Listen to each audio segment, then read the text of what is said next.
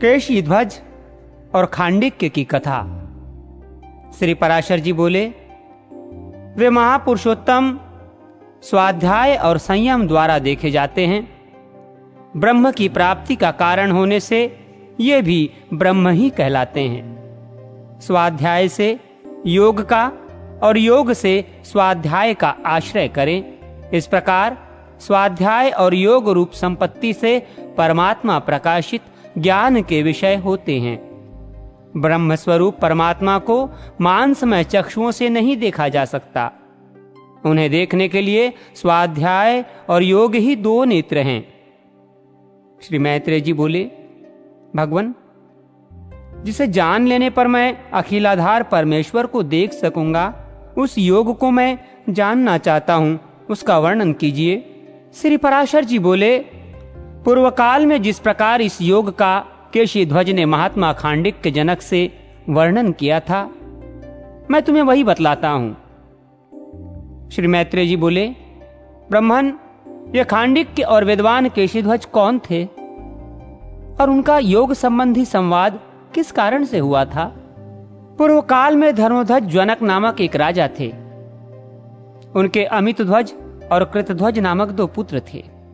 इनमें कृतध्वज सर्वदा अध्यात्म शास्त्र में रत रहता था। कृतध्वज का पुत्र केशीध्वज नाम से विख्यात हुआ और अमितध्वज का पुत्र खांडिक्य जनक हुआ। पृथ्वी मंडल में खांडिक्य कर्म मार्ग में अत्यंत निपुण था और केशीध्वज आध्यात्म विद्या का विशेषज्ञ था। वे दोनों परस्पर एक दूसरे को पराजित करने की चेष्टा में लगे रहते थे। अंत में कालक्रम से केशीध्वज ने खांडिक्य को राज्यच्युत कर दिया। राज्य भ्रष्ट होने पर खांडिक्य पुरोहित और मंत्रियों के सहित थोड़ी सी सामग्री लेकर दुर्गम वनों में चला गया।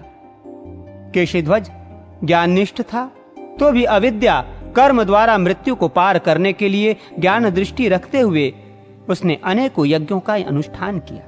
हे योगी श्रेष्ठ, एक दिन जब राजा केशीध्वज यज्ञानुष्ठान में स्थित थे, उनकी धर्मधेनु हवि के लिए दूध देने वाली गौ को निर्जन वन में एक भयंकर सिंह ने मार डाला। व्याघ्र द्वारा गौ को मारी गई सुन राजा ने ऋत्विजों से पूछा कि इसमें क्या प्रायश्चित करना चाहिए? ऋत्विजों ने कहा, हम इस विषय में नहीं जानते, आप कशेरु से पूछिए। जब राजा ने कशेरु से यह बात पूछी तो उन्होंने भी उसी प्रकार कहा कि हे राजेंद्र, मैं इस विषय में नहीं जानता, आप भृगुपुत्र शुनक से पूछिए, वे अवश्य जानते होंगे। हे मुने, जब राजा ने शुनक से जाकर पूछा तो उन्होंने भी जो कुछ कहा वो सुनिए। इस समय भूमंडल में इस बात को न कशेरु जानता है, न मैं जानता हूं और न कोई और ही जानता है। केवल जिसे तुमने परास्त किया है वो तुम्हारा शत्रु खांडिक्य ही इस बात को जानता है। यह सुनकर केशीध्वज ने कहा, हे मुनिश्रेष्ठ, मैं अपने शत्रु खांडिक्य से ही ये बात पूछने जाता हूं। यदि उसने मुझे मार दिया तो भी मुझे महायज्ञ का फल तो मिल ही जाएगा, और यदि मेरे पूछने पर उसने मुझे सारा प्रायश्चित यथावत बतला दिया तो मेरा यज्ञ निर्विघ्न पूर्ण हो जाएगा। श्री पराशर जी बोले, ऐसा कहकर राजा केशीध्वज कृष्ण मृग चर्म धारण कर रथ पर आरूढ़ हो वन में जहां महामती खांडिक्य रहते थे आए। खांडिक्य ने अपने शत्रु को आते देखकर धनुष चढ़ा लिया और क्रोध से नेत्र लाल करके बोला। खांडिक्य बोले, अरे क्या तू कृष्णाजीन रूप कवच बांधकर हम लोगों को मारेगा? क्या तू ये समझता है कि कृष्ण मृग चर्म धारण किए हुए मुझ पर ये प्रहार नहीं करेगा? रे मूढ़, मृगों की पीठ पर क्या कृष्ण मृग चर्म नहीं होता, जिन पर कि मैंने और तूने दोनों ने ही तीक्ष्ण बाणों की वर्षा की है? अतः अब मैं तुझे अवश्य मारूंगा। तू मेरे हाथ से जीवित बचकर नहीं जा सकता। हे दुर्बुद्धे, तू मेरा राज्य छीनने वाला शत्रु है, इसलिए आतताई है। केशीध्वज बोले, हे खांडिक्य, मैं आपसे एक संदेह पूछने के लिए आया हूं, आपको मारने के लिए नहीं आया हूं। इस बात को सोचकर आप मुझ पर क्रोध अथवा बाण छोड़ दीजिए। श्री पराशर जी बोले, यह सुनकर महामती खांडिक्य ने अपने संपूर्ण पुरोहित और मंत्रियों से एकांत में सलाह की। मंत्रियों ने कहा कि इस समय शत्रु आपके वश में है, इसे मार डालना चाहिए। इसको मार देने पर यह संपूर्ण पृथ्वी आपके अधीन हो जाएगी। खांडिक्य ने कहा, यह निसंदेह ठीक है, इसके मारे जाने पर अवश्य संपूर्ण पृथ्वी मेरे अधीन हो जाएगी, किंतु इसे पारलौकिक जय प्राप्त होगी और मुझे संपूर्ण पृथ्वी। परंतु यदि इसे नहीं मारूंगा तो मुझे पारलौकिक जय प्राप्त होगी और इसे सारी पृथ्वी।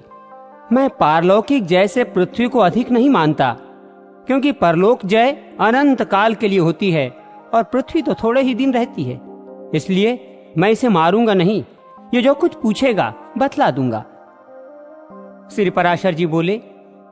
तब खांडिक्य जनक ने अपने शत्रु केशीध्वज के पास आकर कहा, तुम्हें जो कुछ पूछना हो पूछ लो, मैं उसका उत्तर दूंगा।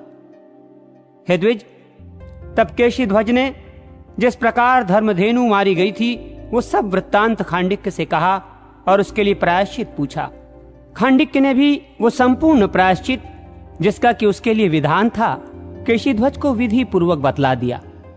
तदनंतर पूछे हुए अर्थ को जान लेने पर महात्मा खांडिक्य की आज्ञा लेकर वे यज्ञ भूमि में आए और क्रमशः संपूर्ण कर्म समाप्त किया। फिर काल क्रम में यज्ञ समाप्त होने पर अवभृत यज्ञांत स्नान के अनंतर कृतकृत्य होकर राजा केशीध्वज ने सोचा, मैंने संपूर्ण ऋतुवज ब्राह्मणों का पूजन किया, समस्त सदस्यों का मान किया, याचकों को उनकी इच्छित वस्तुएं दी, लोकाचार के अनुसार जो कुछ कर्तव्य था वो सभी मैंने किया, तथापि न जाने क्यों मेरे चित्त में किसी क्रिया का अभाव खटक रहा है। इस प्रकार सोचते सोचते राजा को स्मरण हुआ कि मैंने अभी तक खांडिक्य को गुरु दक्षिणा नहीं दी। हे मैत्रेय, तब वे रथ पर चढ़कर फिर उसी दुर्गम वन में गए जहां खांडिक्य रहते थे। खांडिक्य भी उन्हें फिर शस्त्र धारण किए आते देख मारने के लिए उद्यत हुआ। तब राजा केशीध्वज ने कहा, खांडिक्य, तुम क्रोध न करो, मैं तुम्हारा कोई अनिष्ट करने के लिए नहीं आया, बल्कि तुम्हें गुरु दक्षिणा देने के लिए आया हूं। ऐसा समझो, मैंने तुम्हारे उपदेशानुसार अपना यज्ञ भली प्रकार समाप्त कर दिया है। अब मैं तुम्हें गुरु दक्षिणा देना चाहता हूं, तुम्हें जो इच्छा हो मांग लो। श्री पराशर जी बोले। तब खांडिक्य ने फिर अपने मंत्रियों से परामर्श किया कि ये मुझे गुरु दक्षिणा देना चाहता है, मैं इससे क्या मांगूं? मंत्रियों ने कहा, आप इससे संपूर्ण राज्य मांग लीजिए। बुद्धिमान लोग शत्रुओं से अपने सैनिकों को कष्ट दिए बिना ही राज्य मांगा करते हैं। तब महामती राजा खांडिक्य ने उनसे हंसते हुए कहा, मेरे जैसे लोग कुछ दिन रहने वाला राज्य पद कैसे मांग सकते हैं? ये ठीक है, आप लोग स्वार्थ साधन के लिए ही परामर्श देने वाले हैं, किंतु परमार्थ क्या और कैसा है इस विषय में आपको विशेष ज्ञान नहीं है। श्री पराशर जी बोले। ये कहकर खांडिक्य केशीध्वज के पास आए और उनसे कहा, क्या तुम मुझे अवश्य गुरु दक्षिणा दोगे? तब केशीध्वज ने कहा, मैं अवश्य दूंगा।